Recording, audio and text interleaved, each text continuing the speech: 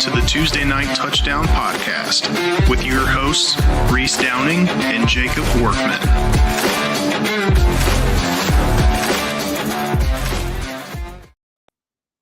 What's going on, guys? It is TNT Tuesday Night Touchdown Podcast, NFL Edition 2025 preview show.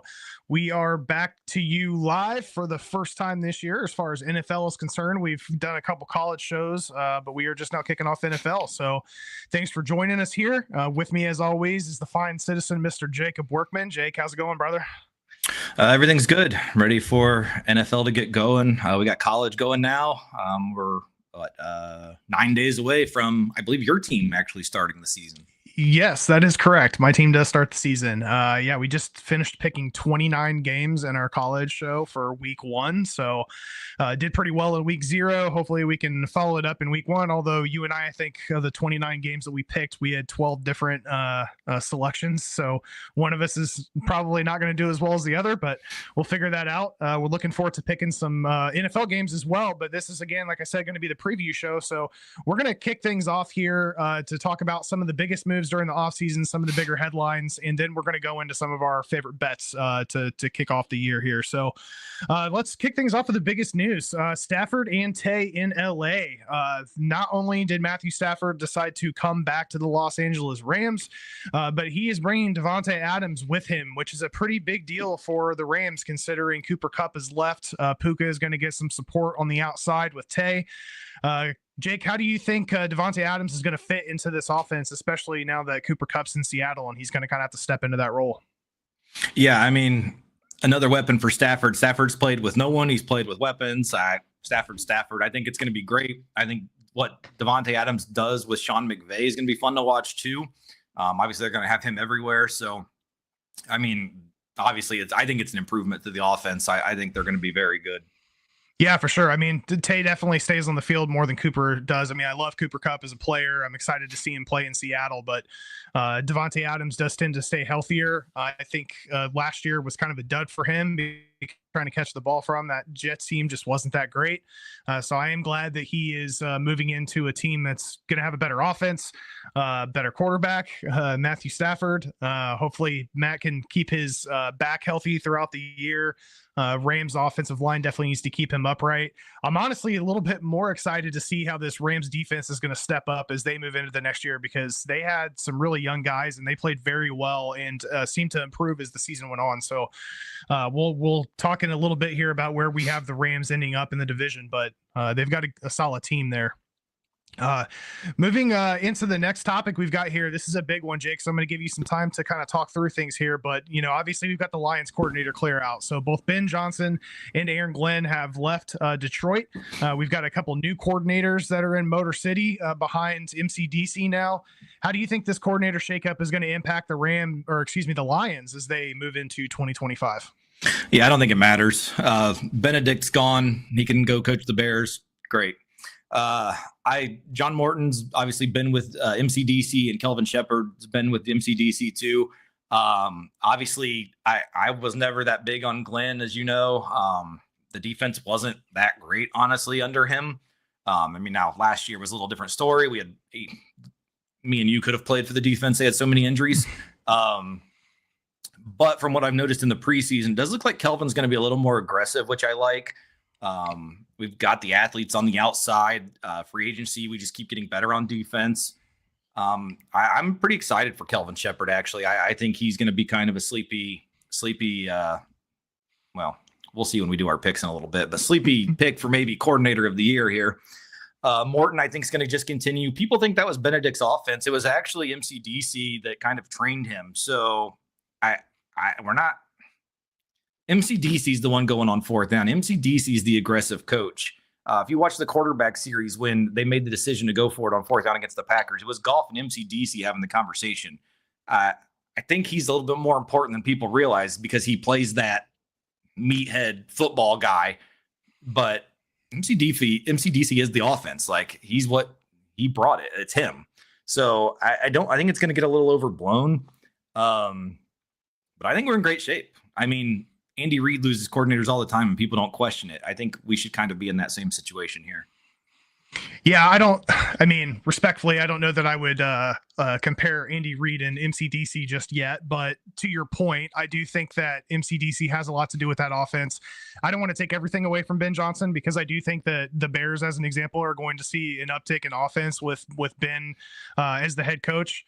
I'll be interested to see what Glenn does in the Jets. That's a franchise that seems to find its way to get in front of itself and make some mistakes. But yeah, I'm not expecting a drop off really with Detroit. You guys retained basically all the talent that you had. I'll be interested to see how the Sonic and Knuckles stuff gets rolled out this year, if it's going to stay balanced or if Gibbs is going to start getting a couple more touches than Monty. I know it's situational at times, depending on, which team, and if you need a power back or if you need somebody like Gibbs, it's going to be a little bit more speedy. But yeah, I'm excited for it. And I think Detroit is going to pick up right where they left off last year. So on the flip side of the equation in the AFC, the Pittsburgh Steelers did a ton of movement, including grabbing Aaron Rodgers, DK Metcalf, Jalen Ramsey, and Jonnu Smith that both come in from Miami. There's a lot of movement there. In addition, we have guys like Micah Fitzpatrick in Miami. Tunsil got traded from Houston to DC. Seattle obviously shipped Geno Smith to Sin City to play with Pete Carroll. Darnold is now with McDonald's in Seattle. George Pickens landed in Dallas. He's left. Which of these moves do you think is going to be the most impactful for their team? Or is there another offseason move that we don't have here listed that you think is going to have a bigger impact? I mean, the Steelers are, that's a huge change. I think that what they've went out and done, I think they're going to be really good. I mean, the Steelers are traditionally a good team. They was a winning record, but I think this is something that's big for them. I don't think they're like Super Bowl worthy, but I do think they're like could possibly win a playoff game worthy, which is a big difference from what they've been. They put my favorite corner duo on, not complete favorite, but Jalen Ramsey with Darius Slay. That's two of my favorite players in the NFL. So I think that's cool that they put them together. Rodgers with some weapons, TJ Watt's back. So I kind of like the Steelers out of all of these moves. Pickens to Dallas doesn't seem like much to me. Darnold really doesn't seem like that big of a deal either, because if I were them, I'd be working my way to Milrow pretty quickly. Geno with Pete Carroll is something. I don't know. That offense still kind of skeptical to me. Tunsil is what it is. I don't know. I guess to me, the Steelers stuff out of this would be the most important. Yeah, I like the fact that Washington went out and got some extra protection for Daniels. That's going to be important. I do think that the George Pickens signing for Dallas is going to be a little bit more impactful than what it's getting credit for, because CD was out on an island, and now we have a guy that's going to be in the number 2 spot that I honestly don't feel like we've fully had since early in Gallup's career, and Gallup is obviously retired at this point. Brandon Cooks never really got used how we wanted him to get used. And I'm interested to see how this offense is going to look when they've got 2 solid weapons as receiver. But I agree with you. The moves that Pittsburgh made, my big question mark is A-Rod, man. I just don't like it's been very limited in the video that we've seen, but he took forever to get with the team, which is something that he always does. And then a lot of the clips that I've seen so far just haven't been only impressive. So like Father Time is undefeated. We know that it catches up with everybody at some point in time, and we'll see how Rodgers can do. All these weapons that he's got to work with aren't going to matter if he can't get the ball out quickly. And we'll see what happens in Pittsburgh. But I definitely think that the moves that were made by Pittsburgh are the most impactful. Yeah, but even in the second half of the season last year, Rodgers played really well for the Jets, so I don't really think it was a him problem. I think he'll be fine. Yeah, I don't necessarily think it was entirely a him problem, but I don't think it was. I think that he had something to do with it for sure, and it's also another year under his belt. So that's my biggest concern, is just like, how much longer is it going to be until A-Rod just really starts to show his age? So we'll see what happens there. Some other big headlines. Obviously, Cam Ward went number 1 to the Tennessee Titans. They're moving on from Levis, obviously. What are your thoughts on Cam Ward? We talked in the preseason last year about how we really liked some of the tools that were on Tennessee's team, and they just didn't come to fruition last year. How do you think this Titans offense is going to look with Cam Ward under center, understanding that you weren't a huge fan of him when he was in Miami in college? Yeah, I mean, I loved him before he was there, though. I think he's a good player. I think he's going to be good in Nashville, but them with their running back injury, I know he's going to be out for the first few weeks of the season. The dude from Tulane, Spears, I think is his name. Spears, yeah, Tyjae Spears. So, I mean, that's going to be a big deal. That division that they're in is not good. Anyone can win that division. So I think he'll have a little bit of a benefit there. But I think he has a pretty successful year. I think Ward was the right pick for them, and I think he'll be doing good things this year in his rookie year. Yeah, I'm interested to see how he leverages these guys. You've got Calvin Ridley is still in the wide receiver 1 spot. Tyler Lockett's there. He's obviously on the back half of his career. Van Jefferson has been a serviceable slot receiver at times. Okonkwo, he played pretty well as a tight end last year for Tennessee.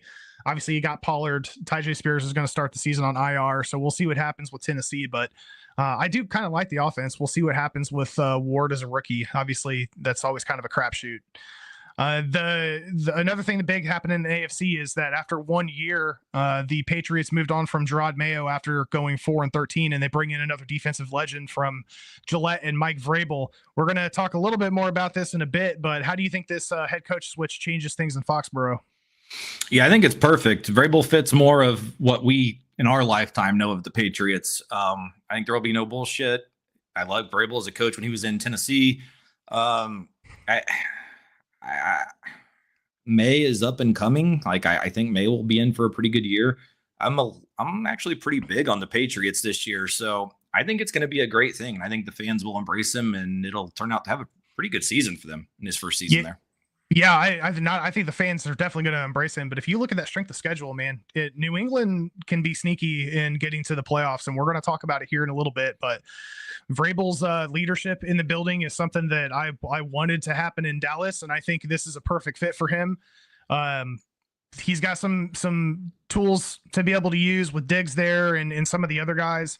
But I'm interested to see. I honestly think Tennessee never should have moved away from Vrabel in the first place. So I think this is a solid pickup for New England and a move in the right direction.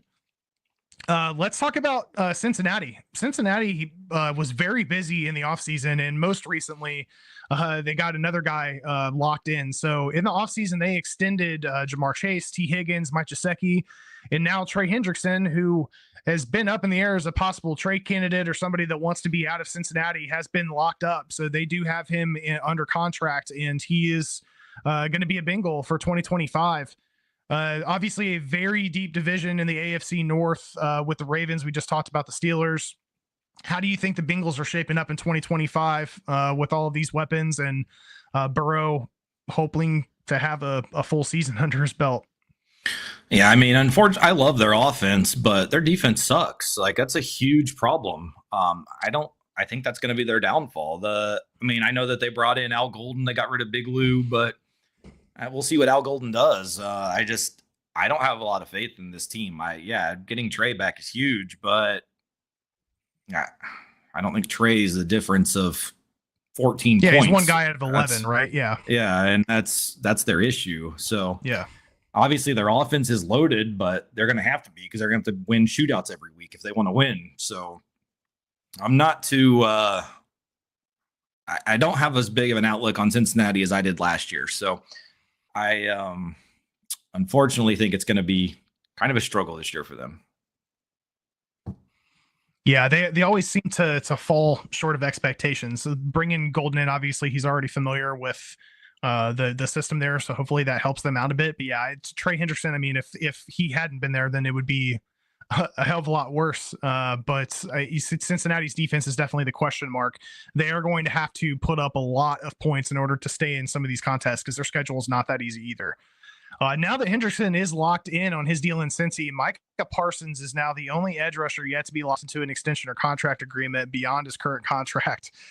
Last week, he was seen laying on the medical table in the middle of the game. Schottenheimer came out and said that he was going to have a conversation with Micah about that. Micah has had a bit of a back problem he's been dealing with. Story just keeps going back and forth here. I've got my own opinions on it, obviously, as a Cowboys fan. Frustrating to hear that from Micah's perspective anyway, he's being disrespected. From Jerry's side of the equation, he had a deal done, and when he went to go send the paperwork, quote unquote, the agent told him to kick rocks. Now, this is the same agent that was working with T. Higgins. T. Higgins couldn't get to a deal with Cincinnati, and then Higgins fired this dude, and then a few days later, Higgins ended up getting his contract done with Cincinnati. So I don't know if it's an agent issue or not, but this also could be Jerry. I mean, if anybody's been watching the America's Team documentary, like, he wants this thing to be a soap opera 365 days a year, and it's 100% doing that. So are we going to get the same thing we did last year where right before the week 1 game starts, Dak gets signed? Is the same thing going to happen with Micah? Interested to hear your thoughts, because this situation's been messy, to say the least. I'm not sure, but I thought Micah's agent was Mulugeta, which is one of the best agents in sports. I mean, I didn't look it up, but I'm pretty sure his agent's Mulugeta. But I don't know. I don't know what to make of this, because Jerry's a jackass. They spent so much money on Dak last year, which to me is still crazy.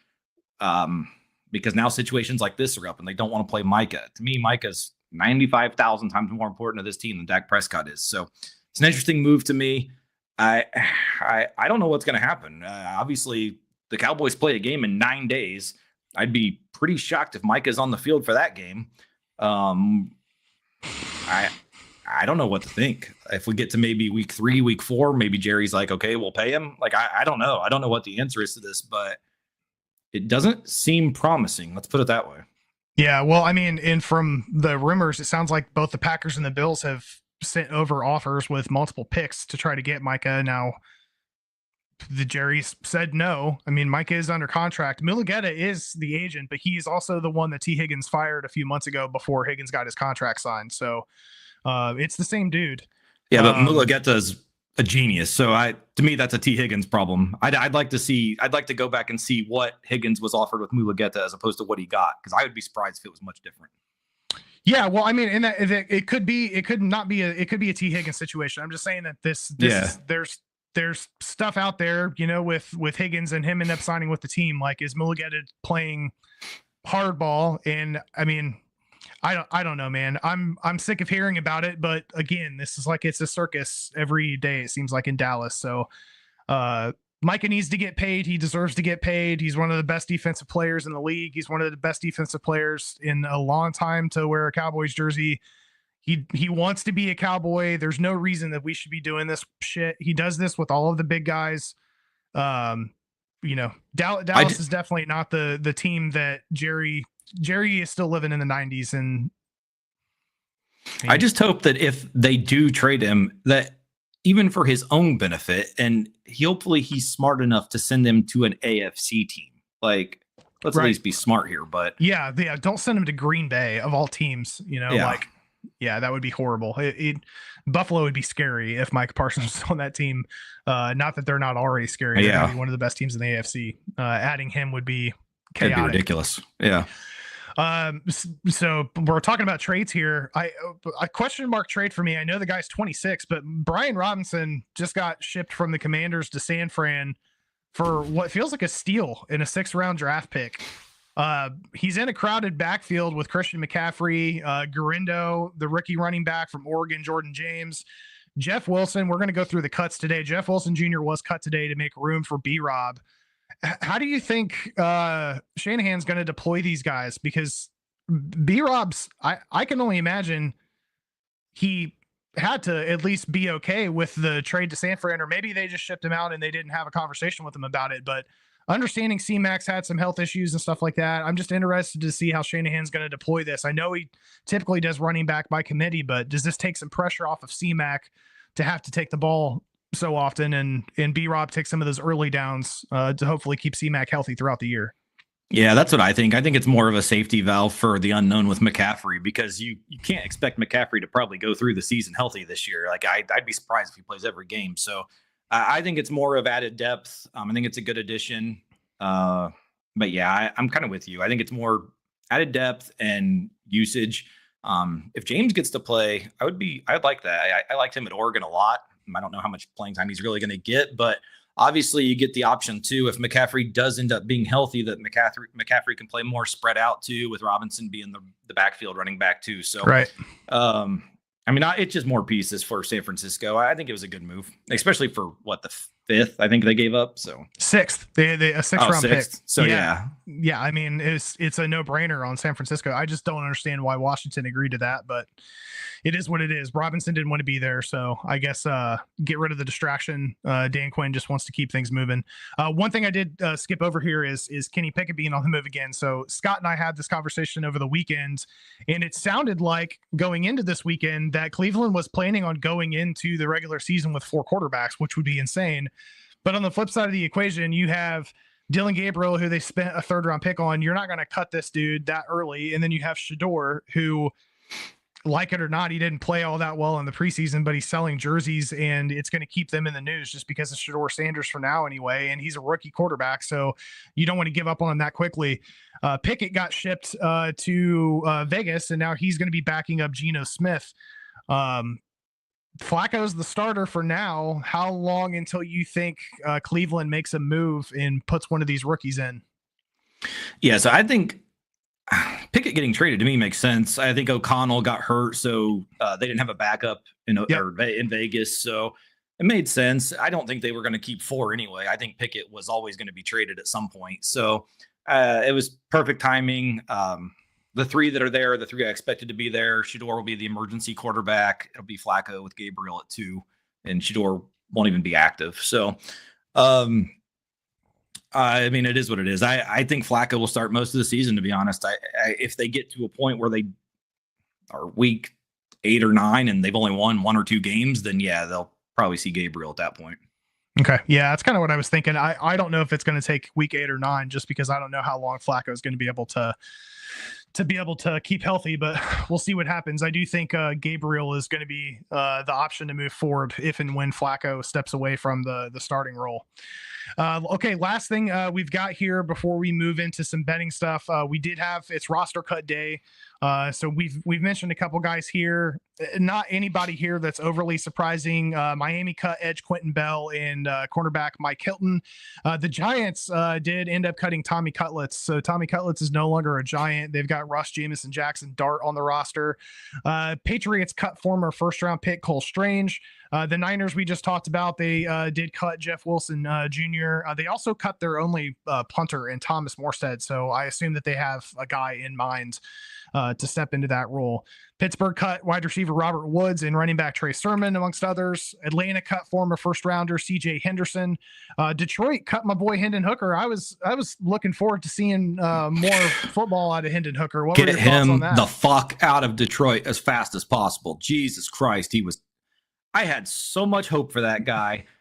Man, bend me over and shoot footballs out of my ass, and I would have been just as good as he was. Like, it was terrible. And in college at Tennessee, he at least, I know he got hurt running, so that's probably part of it, but he couldn't run for shit. And for Detroit, oh my God. And you just thought maybe it would get better. No, it did not get better.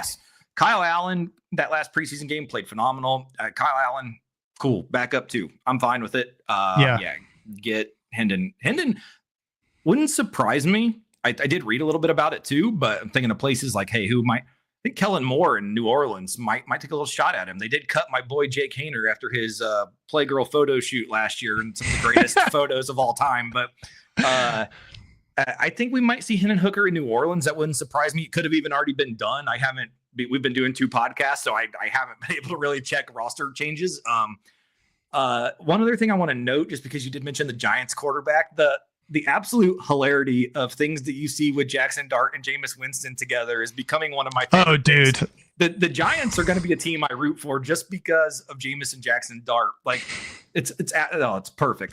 The social media content that comes out of that team Russ Wilson has to just be pissed because he's like, he sleeps with his pads on, and you got Jameis and Jackson Dart who are over here with the clown show, which is awesome. It's chewing, like chewing W's on the sidelines with the camera and stuff. Jackson Dart put his W in Jameis's mouth. In Jameis's mouth, and Jameis is just staring at the camera. It's awesome. Yeah, I can't wait. I love it and I hate it because I hate the Giants, but I love Jameis, and I was a big fan of Jackson Dart. Obviously, I was rooting for Ole Miss, so.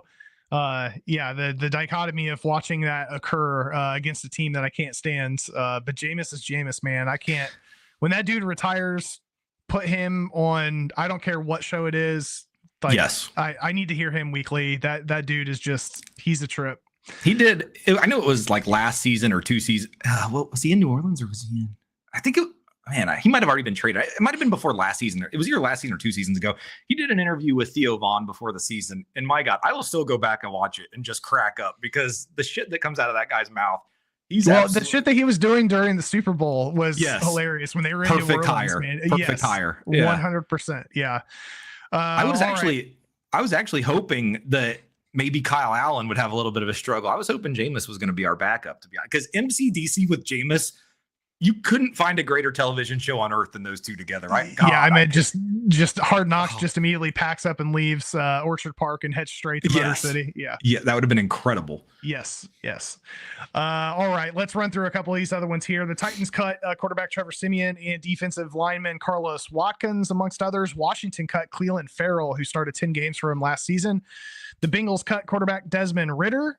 Dallas cut running back Deuce Vaughn, which always cracks me up because every time he's on the field, my wife asks me how short that guy is. So I'm not going to get that question anymore. They also did let go of offensive lineman Lyle Collins. New Orleans cut Donovan Peoples-Jones and running back Cam Akers. The Texans have cut safety Jalen Mills and former first-rounder Damon Arnett. And finally, Seattle, I saw right before the show here, Seattle cut MVS, but he's going to walk away with $3 million in guaranteed money to show up for a few weeks of practice. So it's hard to feel too bad for that guy. I'm sure there's going to be more roster cuts that are going to happen over the course of the next couple hours, possibly. Obviously, there's going to be some guys that are going to get signed on to new teams. We'll track that stuff and cover it as we move into week 1 picks next week. Hopefully we see Zadarius Smith return to fucking Detroit. Been waiting for that signing for like 3 weeks now. Pissed off. Yeah, we'll see what happens. We do have one last thing here, and this is purely for Jake, but we just wanted to call it out here real quick. Congrats. As we said on the college football show, it's a love story, baby. She just said yes. So look at this beautiful news for the football season to start. The world celebrates. First, you see these two lovebirds canoodling on the podcast with the Kelsey brothers, and now they've announced that they are engaged. And a new album coming out. New album. Yeah. I mean, Tay-Tay runs the world. That's how it goes. Congratulations, kids. All right, let's move into some of our betting lines. So we are going to kick things off here with division champ picks. We'll try to roll through these relatively quickly. We're going to start off with the NFC East. I'm going to kick things off here. I have the Philadelphia Eagles winning the NFC East.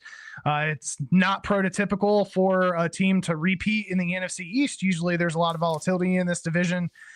Not going to have it this year. I think Philadelphia is pretty easily going to be able to grab the division title, sitting at minus 135. Jake? As you guys can see our graphic here, we have a lot of similar thoughts here. I'm on Philly too. I think they're the best team in the division. It is going to be interesting because of the repeat factor. And obviously Washington will be a little closer. I just don't think Dallas or the Giants are that capable. I think if anyone is the team that does it, it's Washington, but I think Philly's a little strong here. Moving to the NFC North, plus 155 is crazy disgrace. Like, get at it. There's so much disrespect for this team. I read a thing that they're the most bet team to miss the playoffs. Like, what are you watching? People forget how good this team was. That loss to Washington, forget. We're a team that thrives in this shit. You think MCDC doesn't love that? Perfect. That's exactly what we need. The beginning of our schedule's pretty tough. It's going to be a little tough at the beginning of the year. The nice thing is there's only one late season outside game at Chicago. Outside of that, we're pretty much indoor and in good weather. So I love this team. This MCDC, first off, we cut you. didn't say this, which upsets me a little bit. We cut Dan Skipper. Dan Skipper was our 6th lineman, ruled eligible every play, fan favorite. Everyone loves Dan Skipper. MCDC said this is the best team he's had since he's been in Detroit. And I think the cutting of Dan Skipper, a lot of people won't realize this if you're not really a Lions fan and watch their games. The cutting of Dan Skipper to me is what tells you this team's fucking good. This team is Minnesota, JJ McCarthy, a lot of questions. I'm not that big on Minnesota. The Packers, never know what you're getting with that team. They're all over the place. I do expect improvement, but the receiver game there, I know they drafted one, but you still never know what you're getting. And the Bears with Benedict, I still don't think they're quite that good yet. So I think the Lions in this one, I don't honestly think it's that close. 155 with the Lions to me is a disgrace. I will gladly take them. Yeah, 155 is definitely surprising. I do think the Lions, part of this could be just because of the schedule. You guys do have a tough schedule to start the season. Starting off on the road against Green Bay, you've got Chicago at home. Then you're on the road at Baltimore. Could skip over that Cleveland game in Cincinnati. Probably a win. Then you got to travel to KC. Then you get Tampa, and you get your bye at week 8. Tampa, we're going to talk about them in just a second here, but that is going to be a tough team if they can stay healthy. That is, they're dealing with a little bit of injury right now, but yeah, I mean, even with that, taking a look at these schedules, man, it's hard not to see Detroit coming in as the NFC North champ. So I also have them sitting at plus 155. As Jake said, we are pretty much aligned here. Moving into the NFC South, the Tampa Bay Buccaneers are sitting at plus 100. I don't think this is going to be too much of a contest either. I do think the most improved team is going to be split between the Falcons and the Panthers. I like what Carolina did with a couple of their draft picks. Obviously, Penix is going to be moving into his first full season, so we'll see how things shake out in Atlanta. But I've got Tampa Bay rated in the top 12 to 13 teams in the league. Baker's going to have to take control of the turnovers a little bit, but he's got so many freaking weapons on that offense. It is ridiculous. And Todd Bowles is going to have that defense playing pretty well, regardless who's on the field. So at plus 100, I had the Tampa Bay Buccaneers winning the NFC South. Jake, you've got the same thing here. Yeah, same with you. The receiver injuries are a little bit of a question for me at the beginning of the year, though. So I'm interested to see how they're going to maneuver through that with the receiver injuries. But yeah, I had them finishing the season at 11-6, and I had Atlanta right behind them at 9-8. So I do think that Tampa will win this one. I gave them a couple game win here.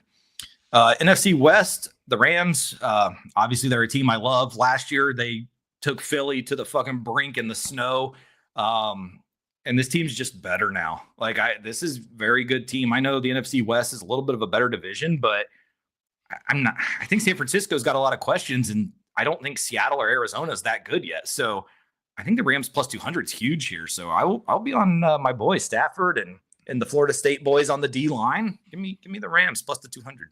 Yeah, I mean, the big question mark here, right, is going to be if Stafford can stay healthy. But as we've talked about quite a bit, Stafford is the toughest, possibly the toughest dude, at least a quarterback to ever play in the NFL. That guy finds a way to stay on the field. He can be very immobile, and he will still be out there throwing darts.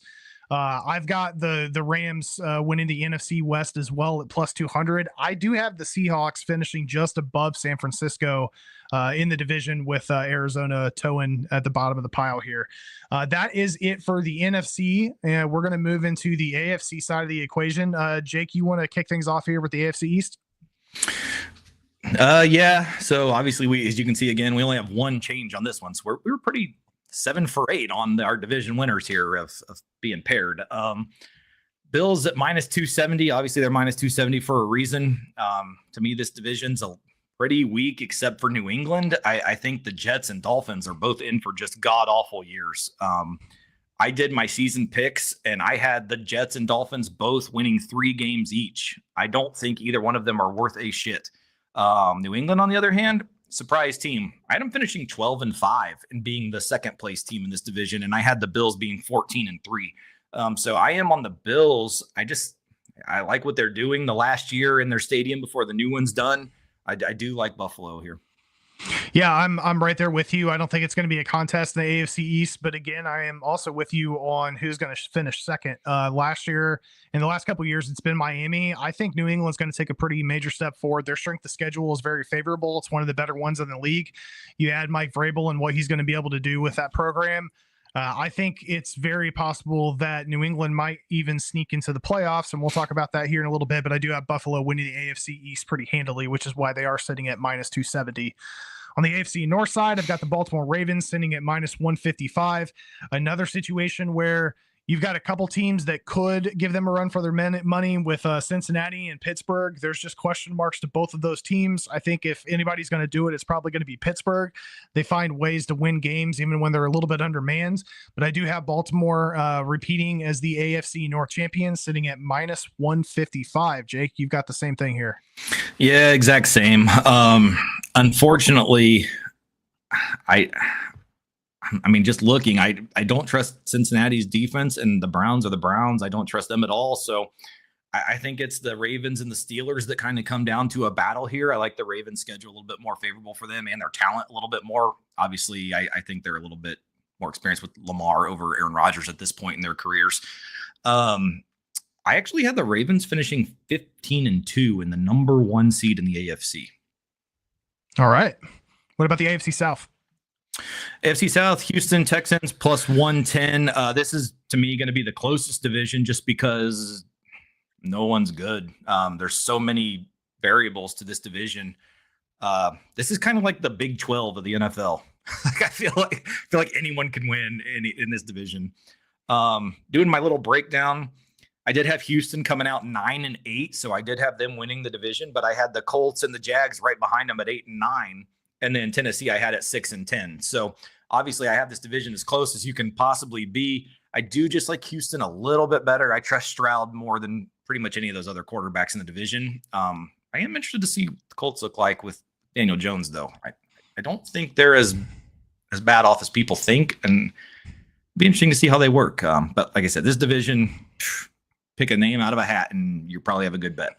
Yeah, I feel a little bit differently about this division. I think that Houston's a little above and beyond the other three teams in this division. I do have the Jags sitting in the second spot, and then the Colts and the Titans. So I've got them in the same list. I don't have my win losses in front of me because the wonderful playoff predictor decided not to save my stuff. But yeah, I've got Houston here. I was a little surprised that they're just at plus 110. I think there's a little bit of a jump between where the Texans sit and where Jacksonville and Indy are going to sit. I'm not as high on Indy with Daniel Jones, and we'll talk about that here shortly. But I do have the Houston Texans also winning the AFC South at plus 110. This is the only change that Jake and I have here. I've got the Denver Broncos at plus 290 winning the AFC West. I think their schedule can be a little bit favorable when it comes to that. I think they can go 1-1 with Kansas City. Kansas City does not have that easy of a schedule. And most importantly, I like the plus 290 that you're going to get here. Denver, I think, can make another step in the right direction. This is going to be the second year with Bo Nix under Sean Payton. I think this defense is one of the better defenses in the league. They've added a couple pieces on the offensive side of the ball. Sean Payton, he's going to be able to put points up on the board. I like Denver's odds to potentially come in and dethrone Kansas City in the AFC West. So I've got the Broncos sitting here at plus 290, as much as our buddy Ike Houston is not going to like that. Yeah, so I had this division. I actually have three teams from this division making the playoffs. I have the Chiefs going 13-4. I have the Chargers going 12-5, and I have Denver going 10-7. So I actually have Denver in third place. But I'm not saying that they're a bad. I think they're a great team. Like I think they're going to be really good this year. The Surtain Jahdae Barron combination. I mean, with draft night, I talked about Jahdae Barron the whole fucking draft. Like I love that guy. He's incredible. Him mixed with Surtain, like yeah, that's ridiculous. Yeah, that's really good. I just trust the Chiefs a little bit more. I know it's historical. Record, I understand it. Yeah, but they prove it. They do it year after year after year after year after year. There's nothing to me that says why not this year. And honestly, I like the Chargers too. I like what they're doing. I have some questions with them. Schedule wise, though, is what got them to such a high win. Their schedule was a little favorable for me. But like I said, I do have all three teams making the playoffs. So I do like all of them, but I'll take the Chiefs to continue the role. All right. Well, let's keep it rolling here. We've given you guys our division picks. Let's move right into awards predictions. Jake, you want to run us through your 8 selections here? Yeah, I'll do this kind of quickly. Josh Allen, I know he was the MVP last year. Buffalo's still Buffalo. I think they're going to be good again this year. I think the number should only be better. Plus 600. I'm guessing that it's that high because of the back-to-back factor. But Lamar's also won 2 in a row recently too. So, I mean, who's to say it can't happen? I like what they're doing. I'm going to take Josh Allen plus 600. I think that's good odds. Offensive player of the year, Jahmyr Gibbs at plus 1,300. I love this. I think the Lions are going to have a great year. New offensive coordinator is going to put Gibbs everywhere. Not only is he going to line up in the backfield with Monty at the same time, but he's also going to be split out wide, which means he's going to have more receptions. I think his running yards are going to be crazy. I think if you can add in 400 or 500 receiving yards and maybe 5 or 6 receiving touchdowns to it, there's a good chance. I like it. That's a lot of plus 1,300 is good odds to me for a player that's going to be one of the better players in the NFL. Defensive player of the year, TJ Watt, got his new deal done. I mean, at any season ever, he could lead the league in sacks, strip sacks. You never know what he's going to do. Might even have a pick or two. I do like TJ Watt at plus 850, coach of the year. Vrabel plus 750. We just talked about, we think the Patriots are going to have huge improvement for that reason alone. I think Vrabel gets that. Offensive rookie of the year. I was just talking about the Colts and what I like with them. I think Tyler Warren's going to be huge. Again, another player that he can line up at running back. He can line up at receiver, line up at tight end. You never know where you're going to get him. He's a mixed match everywhere. He might even take direct snaps. I mean, on the goal line, you never know. I mean, why not put him in instead of Daniel Dimes or something? Like Tyler Warren can plow his way in. I think he's a safe bet. Use him more of like a Taysom Hill, but to me, much more talented than Taysom Hill. Obviously, he can't throw the ball as well, but other than that, plus 2,200 for Tyler Warren, a player that's going to be featured a lot. I like that. Defensive rookie of the year, Abdul Carter. I know this one's not as nice at plus 185, but to me, it seems like a pretty easy pick. Honestly, I think he's going to kill it. Comeback player of the year, Aiden Hutchinson. There just weren't a lot of guys, honestly, on this list that I liked. Yeah. Aiden at plus 270. I mean, if he comes back and does what he does last year, this should be the easiest pick on earth, but they also didn't give comeback player of the year to a guy who died on the field. So you never know who's going to win this. So I'll take Aiden in this one. Assistant coach of the year. I kind of teased this one earlier. Kelvin Shepard at plus 5,000. New Lions defensive coordinator. He's going to bring the pressure. I think the Lions are going to be very, very good again. And I think the defense is going to improve greatly with the additions. This is where the change comes in. This is what gets the Lions over the hump. Little tease for later on.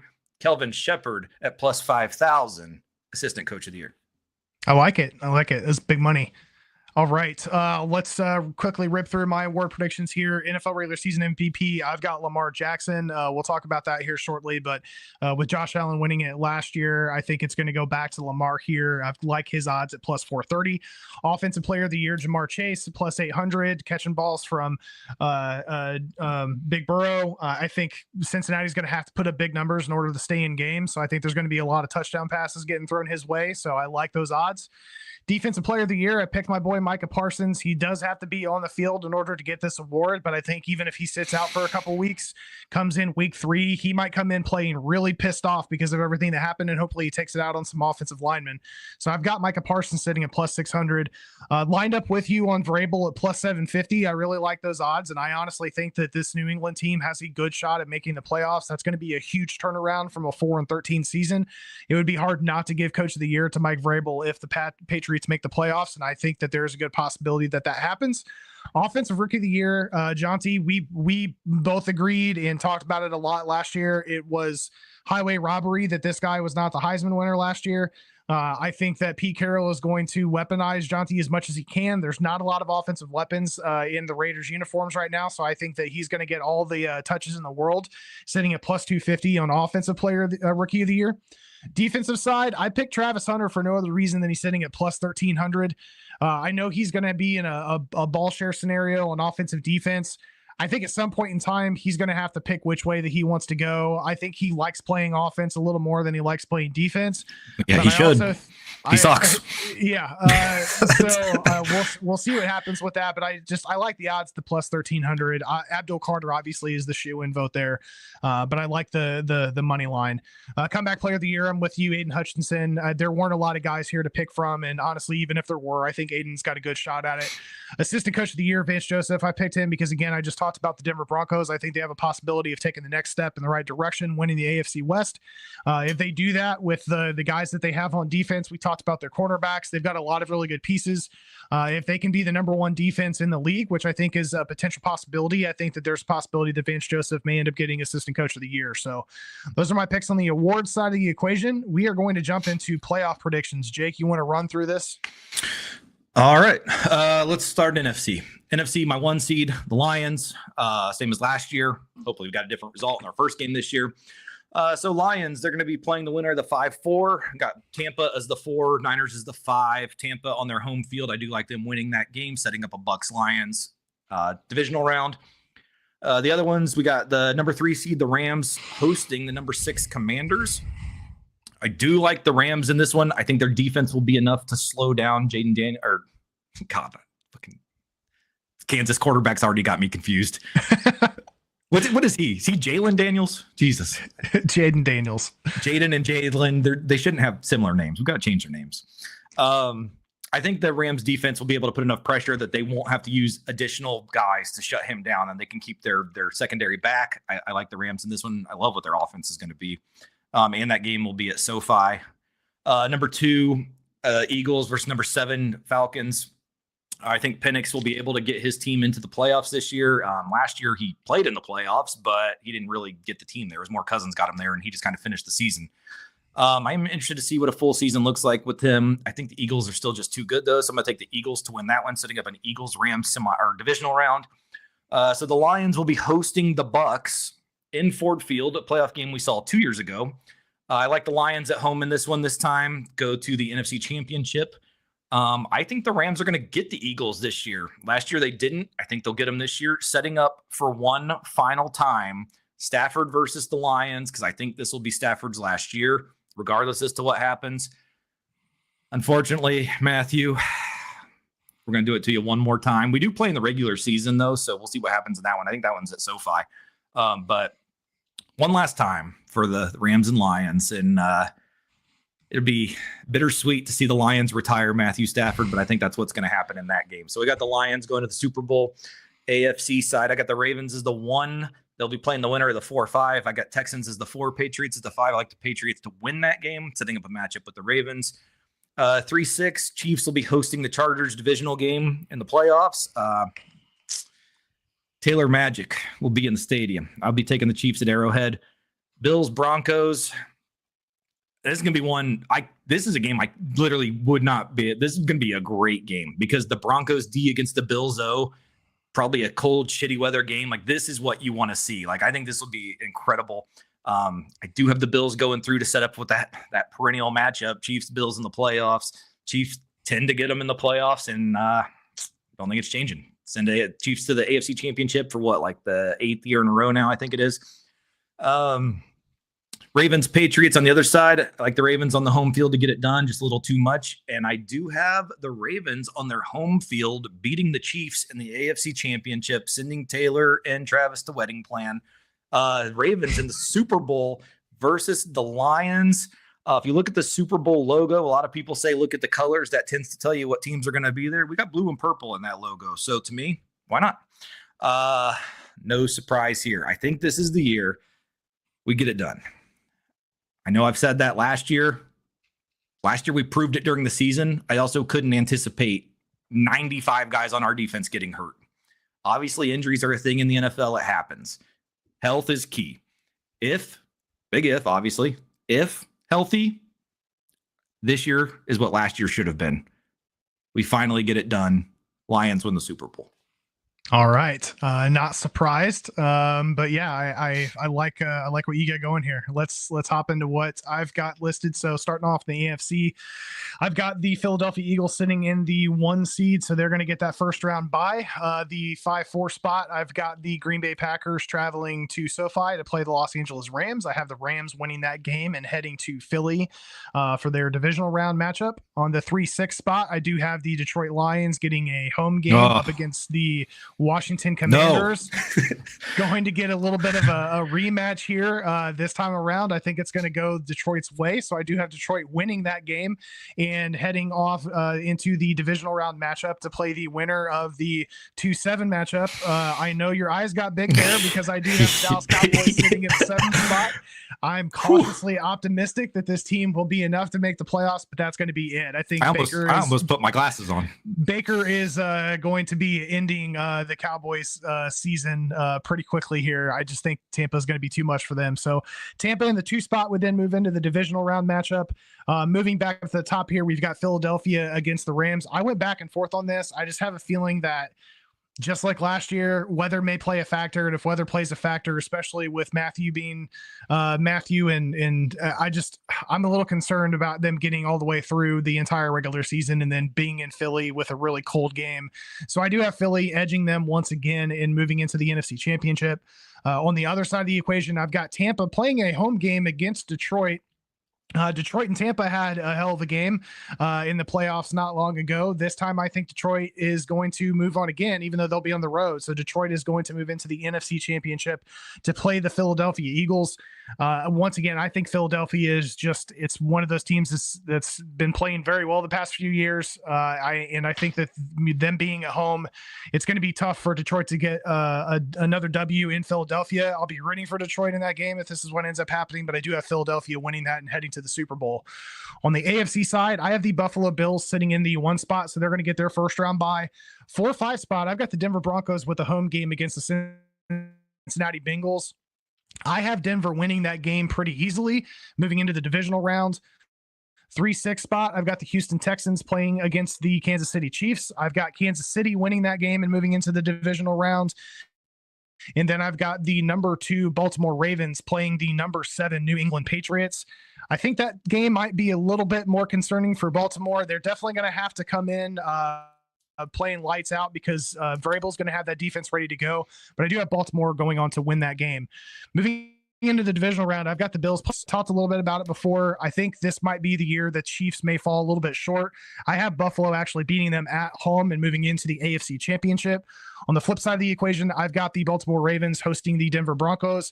Again, another situation where they're going to have another really tough defensive team, but I think that's a good test for Baltimore. I've got Baltimore winning that game and moving into the AFC Championship to play Buffalo. We've got Buffalo playing Baltimore in Baltimore. I think this is going to be Baltimore's year, so we're moving Baltimore onto the Super Bowl, and it's going to be an all-birds Super Bowl, Ravens versus Eagles, and I have the Baltimore Ravens winning the Super Bowl against the Philadelphia Eagles. Lamar finally gets one. Lamar finally gets one. He's going to get that MVP. He's going to get a Super Bowl. That's the prediction. All right, guys. The last thing we've got here are prop bets. So we've got our favorite 10 prop bets. I'm looking at this number 1. I already know that's exactly why you put it in the top spot. But Jake, go ahead and run through these here. Yeah, if only I could have known that it was going to come right after you had them making the playoffs. Like, what? Jesus, God. I was not anticipating that. Take a breath if you need to. So I'll give you my Cowboys prediction here. So when I do my prediction, just like you do, we go through and we pick every game of the season, use our schedule predictor. I had the Cowboys at 7-10. 7-10. So I like the Cowboys under 7.5 wins at plus 105. The fact that it's only plus 105 tells me Vegas might think the same I do. They might be a 7-win team. Yeah. Moving on, Lions plus 12.5 wins. Last year we won 15. I think we're going to be right around that number again this year at plus 360. I do like that. Lions is the 1 seed. We were the 1 seed last year. Had to hang on and scrap to get it with the defense, but we got there. Like I said, I think this team is better. I think this is a better team. When you were going through your playoff thing, you mentioned about it would be a big deal playing that game at Philly against the Lions, and I agree. That's why getting the 1 seed is huge. We've got to have the playoffs go through Ford Field. So Lions getting the 1 seed at plus 700. The Saints under 2.5 wins at plus 420. I think the Saints are the worst team in the NFL. Going through their schedule, I only found 1 win.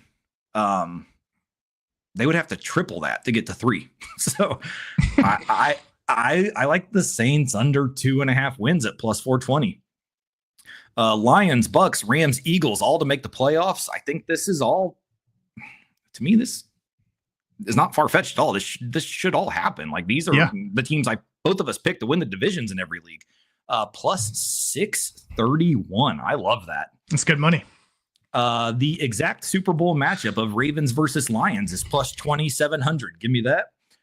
Bills, Texans, and Rams all win the division at plus 800. I like that. Obviously, the Texans and the Rams are both going to probably be questions. I think the Bills still have a little bit of advantage over New England, so I don't think we really have to sweat that one yet. But Texans winning in that tight division and the Rams winning in what could be San Francisco. So obviously that's where the risk comes in. But plus 800, I still love that. Titans over 5.5 wins, Commanders over 9.5 wins, and Patriots over 7.5 wins are plus 450. I love that too. This one I found kind of interesting. Justin Jefferson, Jamar Chase, and Nico Collins each to just have a 60-yard reception at any point in the season.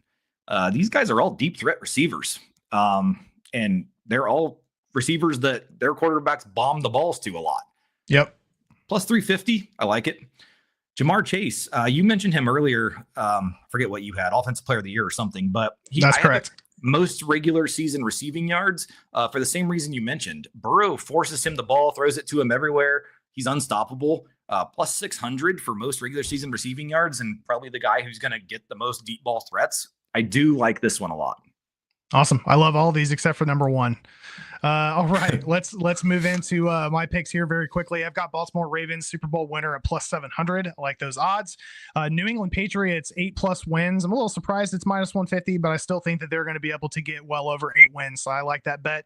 NFC South, more wins than the AFC South at plus 125. If you take a look at the schedule between the NFC and AFC South, I think that's a pretty good bet to put down. So plus 125, I like those odds. Jahmyr Gibbs and Bijan Robinson combined for plus 2,500 yards.